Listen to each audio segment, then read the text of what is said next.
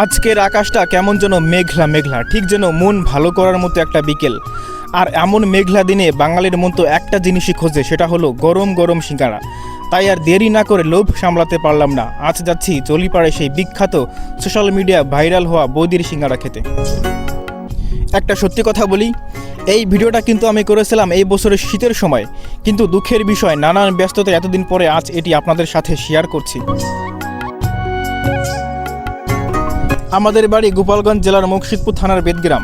সেখান থেকেই আজ আমাদের যাত্রা শুরু জলিপাড়ের উদ্দেশ্যে। আর এই পুরো জার্নিতে আমার সাথে চালকের আসনে আছেন আমার মামাতো ভাই সবুজ। ও কিন্তু বেশ ভালো গাড়ি চালায়। আমাদের গ্রাম থেকে জলিপাড় যাওয়ার এই রাস্তাটি যে কতটা চমৎকার তা আসলে চোখে না দেখলে বিশ্বাস করা কঠিন। পিচ ঢালা আঁকাবাঁকা পথ, আর তার দুপাশে যেন প্রকৃতির সবুজ ক্যানভাস বিছানো। দুপুরে নরম আলো যখন গাছের পাতার ফাঁক গলে রাস্তায় এসে পড়ছে, তখন মনে হচ্ছিল যেন কোনো এক রূপকথার পথ ধরে আমরা এগিয়ে চলছি। শান্ত স্নিগ্ধ এই পরিবেশ আর হিমেল হাওয়ায় আমাদের এই পুরো জার্নিটাকে এক নিমিষে রিফ্রেশ করে দিল। নিজেকেও একটু ক্যামেরার ফ্রেমে বন্দি করে নিলাম আপনাদের সাথে এই সুন্দর অনুভূতিটা ভাগ করে নেওয়ার জন্য। বন্ধুরা, আমরা এখন চলে এসেছি জলিপাড়ে সেই ভাইরাল ব্রিজের একদম কাছাকাছি। এবার আমরা উঠতে যাচ্ছি সেই ব্রিজের ওঠার ঠিক আগের চারপাশে এই প্রাকৃতিক দৃশ্যটা সত্যি মন কেড়ে নেওয়ার মতো। এই যে দেখুন, আমরা এখন ব্রিজের উপর দিয়ে যাচ্ছি। ব্রিজটি সত্যি অসাধারণ সুন্দর এবং নির্মাণশৈলী বেশ চমৎকার। আপনারা এখানে একবার আসলে এর চারপাশের খোলামেলা আবহাওয়া দেখে নিশ্চিতভাবে মুগ্ধ হয়ে যাবেন। ব্রিজের ঠিক পাশেই বিশাল এক রাইস মিল, যা এই এলাকার চিরচেনা গ্রামীণ রূপকে আরও ফুটিয়ে তুলেছে। বিকেলে এই ব্রিজের উপর এক উৎসব মুখর পরিবেশ তৈরি হয়। বসে নানান রকম মুখরোচক খাবারের পসরা, ফুচকা, চটপটি থেকে শুরু করে ঝালমুড়ি। পরিজনদের সাথে নিয়ে বিকেলে ঘুরে বেড়ানোর জন্য এটি এক দারুণ জায়গা। ব্রিজ পার হয়ে আমরা চলে এসেছি দক্ষিণ জলিপাড় বাস স্ট্যান্ডে। এখান থেকে সোজা পূর্ব দিকে গেলেই দেখা মিলবে সেই ভাইরাল বৌদির সিঙ্গাড়ার দোকান। আর আমরা প্রায় দোকানের কাছাকাছি চলে এসেছি, কিছুক্ষণের মধ্যেই পৌঁছাবো এবং সেই কাঙ্ক্ষিত সিঙ্গাড়ার স্বাদ নেব।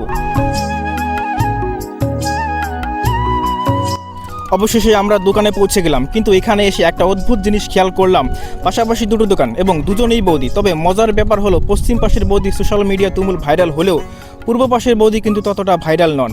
আজ আমরা সিদ্ধান্ত নিলাম আমরা এই কম পরিচিত অর্থাৎ পূর্ব পাশের বৌদির দোকান থেকেই সিঙ্গাড়া খাবো।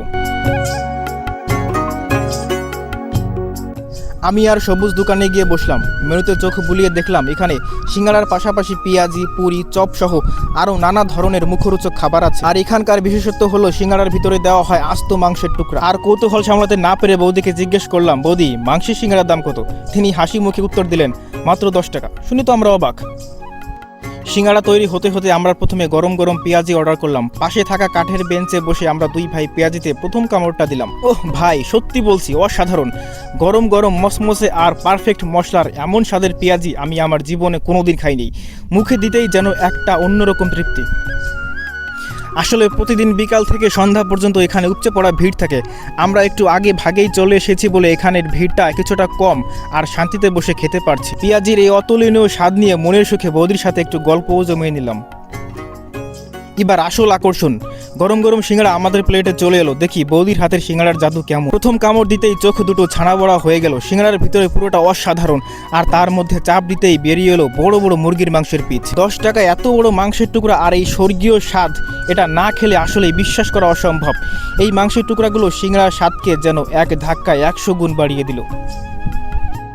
মনে মনে শুধু একটা কথাই ভাবছিলাম, পূর্ব পাশের বৌদির হাতে এত চমৎকার জাদু থাকতে পাশের দোকানের বৌদিটা কিভাবে এত ভাইরাল হলো।